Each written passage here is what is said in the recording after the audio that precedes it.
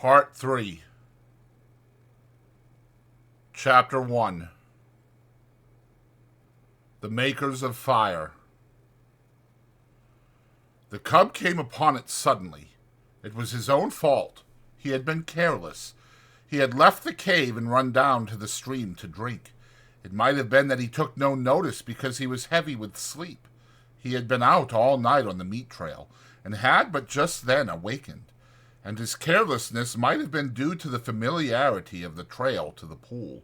He had traveled it often, and nothing had ever happened on it. He went down past the blasted pine, crossed the open space, and trotted in amongst the trees. Then, at the same instant, he saw and smelt. Before him, sitting silently on their haunches, were 5 live things, the like of which he had never seen before. It was his first glimpse of mankind. But at the sight of him, the 5 men did not spring to their feet, nor show their teeth, nor snarl. They did not move, but sat there, silent and ominous. Nor did the cub move. Every instinct of his nature would have impelled him to dash wildly away, had there not suddenly and for the first time arisen in him another and counter instinct. A great awe descended upon him. He was beaten down to movelessness by an overwhelming sense of his own weakness and littleness. Here was mastery and power, something far and away beyond him. The cub had never seen man, yet the instinct concerning man was his. In dim ways he recognized in man the animal that had fought itself to primacy over the other animals of the wild. Not alone out of his own eyes, but out of the eyes of all his ancestors was the cub now looking upon man, out of eyes that had circled in the darkness around countless winter campfires, that had peered from safe distances and from the hearts of thickets at the strange, 2-legged animal that was lord over living things. The spell of the cub's heritage was upon him, the fear and the respect born of the centuries of struggle and the accumulated experience of the generations. The heritage was too compelling for a wolf that was only a cub. Had he been full grown, he would have run away. As it was, he cowered down in a paralysis of fear, already half proffering the submission that his kind had proffered from the first time a wolf came in to sit by man's fire and be made warm. One of the Indians arose and walked over to him and stooped above him. The cub cowered close to the ground. It was the unknown, objectified at last, in concrete flesh and blood, bending over him and reaching down to seize hold of him. His hair bristled involuntarily, his lips writhed back, and his little fangs were bared. The hand, poised like doom above him, hesitated, and the man spoke, laughing. "Wabam wabuska ip pita." Look, the white fangs. The other Indians laughed loudly and urged the man on to pick up the cub. As the hand descended closer and closer, there raged within the cub a battle of the instincts. He experienced 2 great impulsions, to yield and to fight. The resulting action was a compromise. He did both. He yielded till the hand almost touched him. Then he fought, his teeth flashing in a snap that sank them into the hand. The next moment he received a clout alongside the head that knocked him over on his side. Then all fight fled out of him. His puppyhood and the instinct of submission took charge of him. He sat up on his haunches and ki-yied. But the man whose hand he had bitten was angry. The cub received a clout on the other side of his head, whereupon he sat up and ki-yied louder than ever. The 4 Indians laughed more loudly, while even the man who had been bitten began to laugh. They surrounded the cub and laughed at him, while he wailed out his terror and his hurt. In the midst of it he heard something.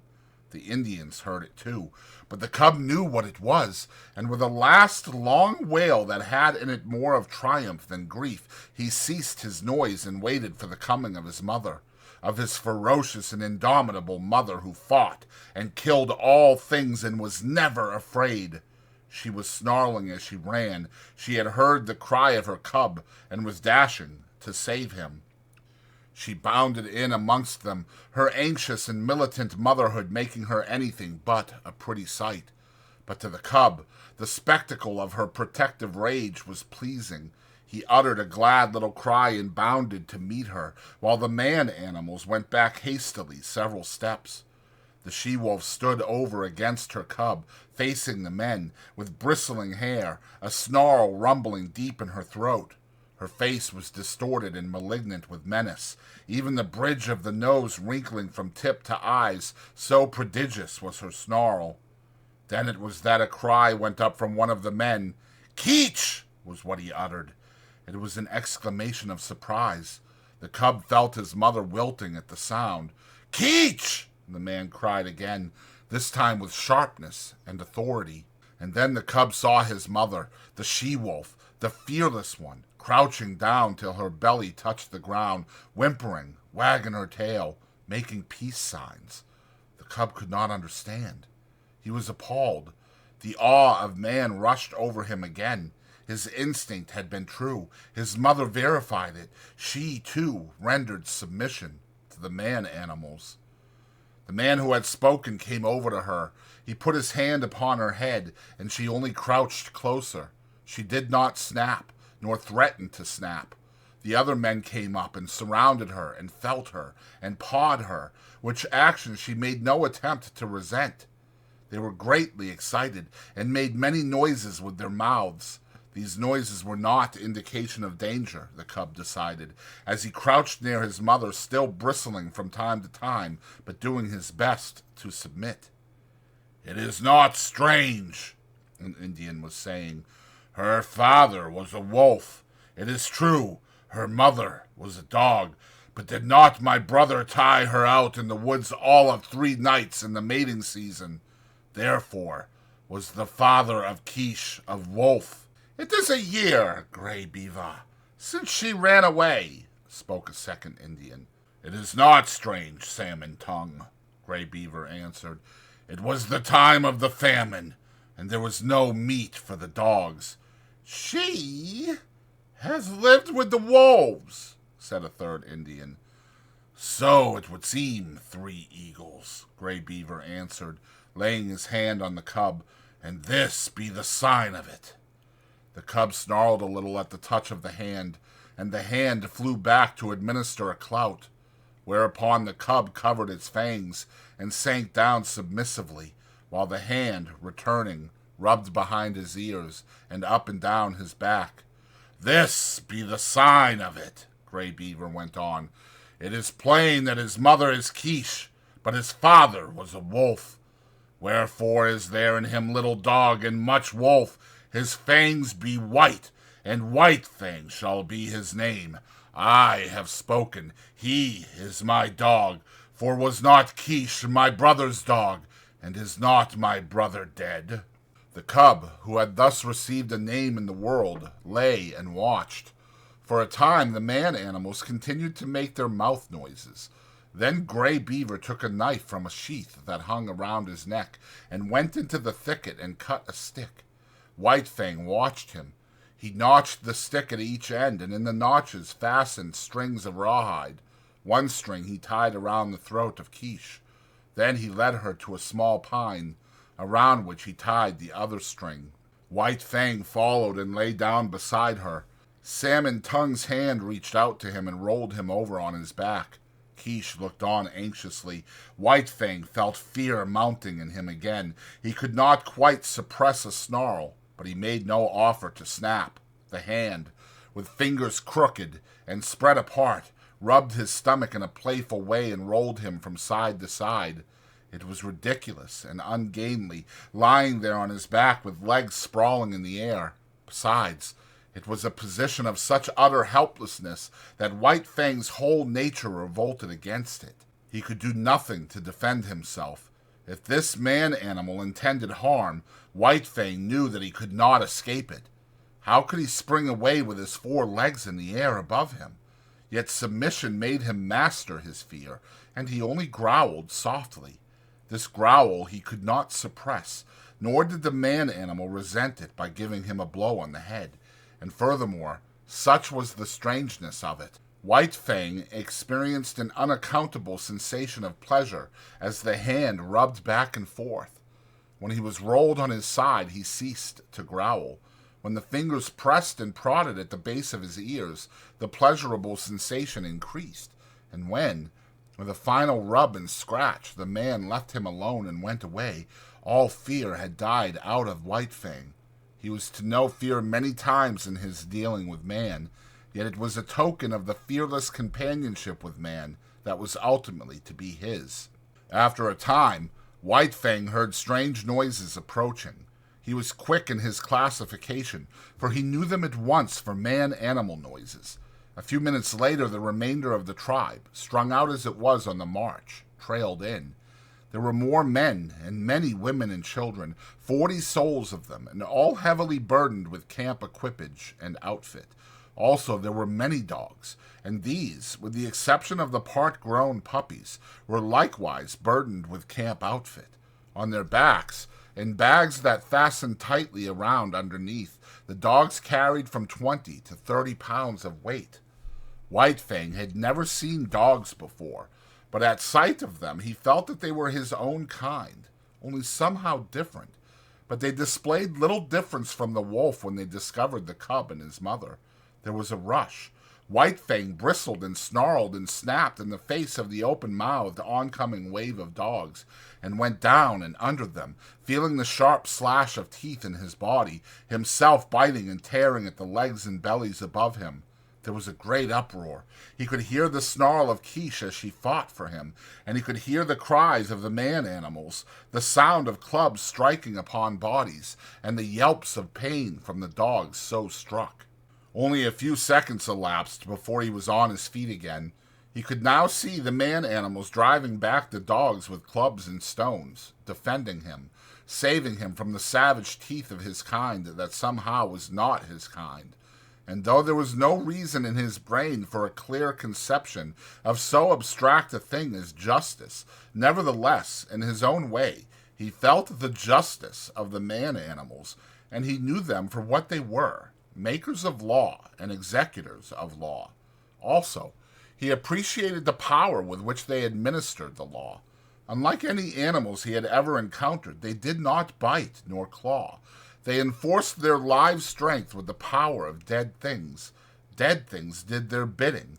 Thus, sticks and stones, directed by these strange creatures, leaped through the air like living things, inflicting grievous hurts upon the dogs.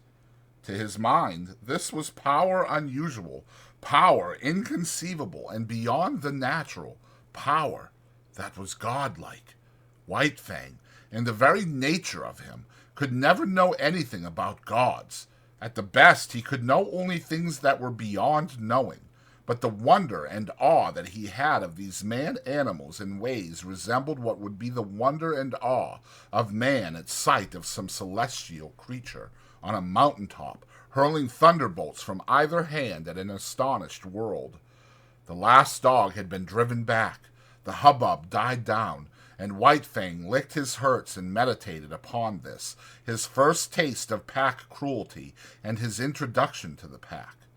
He had never dreamed that his own kind consisted of more than one eye, his mother and himself.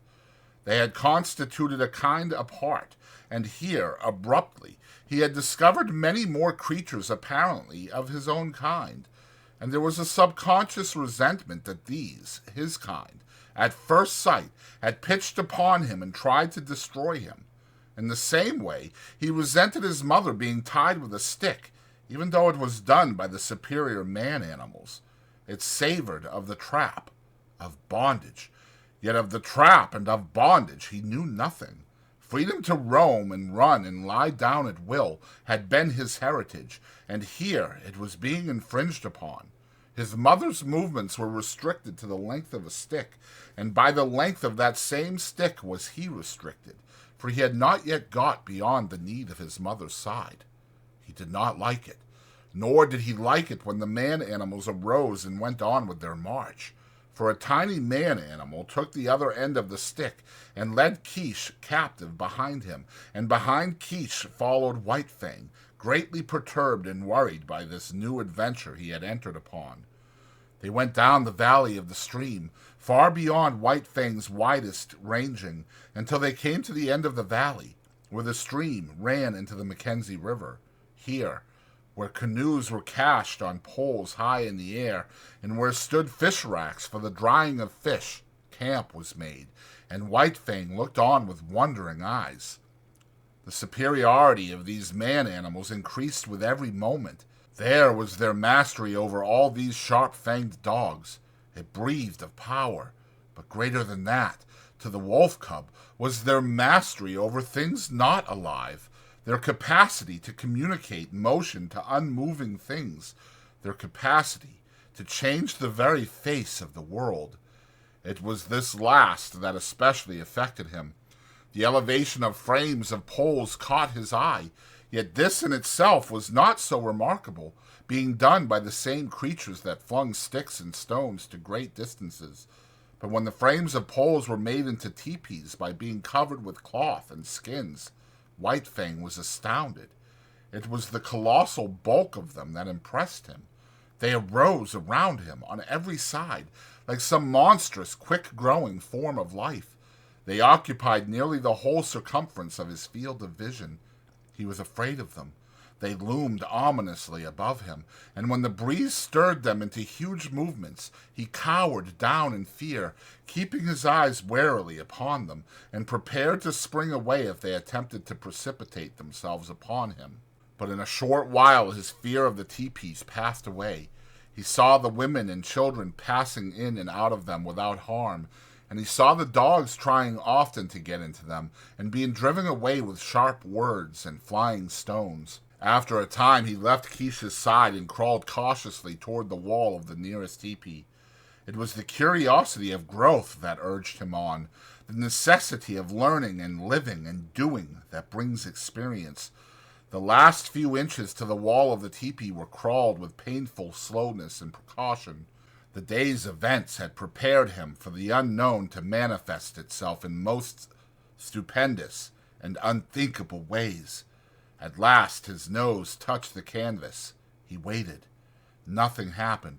Then he smelled the strange fabric, saturated with the man smell. He closed on the canvas with his teeth and gave a gentle tug. Nothing happened, though the adjacent portions of the teepee moved. He tugged harder. There was a greater movement. It was delightful. He tugged still harder, and repeatedly, until the whole teepee was in motion. Then the sharp cry of a squaw inside sent him scampering back to Keish. But after that he was afraid no more of the looming bulks of the teepees. A moment later he was straying away again from his mother. Her stick was tied to a peg in the ground, and she could not follow him. A part-grown puppy, somewhat larger and older than he, came toward him slowly, with ostentatious and belligerent importance. The puppy's name, as White Fang was afterward to hear him called, was Lip Lip. He had had experience in puppy fights, and was already something of a bully. Lip Lip was White Fang's own kind, and, being only a puppy, did not seem dangerous, so White Fang prepared to meet him in a friendly spirit. But when the stranger's walk became stiff-legged and his lips lifted clear of his teeth, White Fang stiffened too, and answered with lifted lips. They half-circled about each other tentatively, snarling and bristling. This lasted several minutes, and White Fang was beginning to enjoy it as a sort of game. But suddenly, with remarkable swiftness, Lip Lip leaped in, delivering a slashing snap, and leaped away again.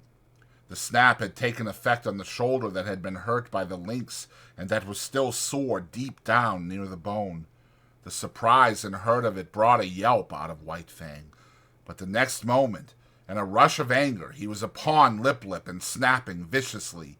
But Lip Lip had lived his life in camp and had fought many puppy fights.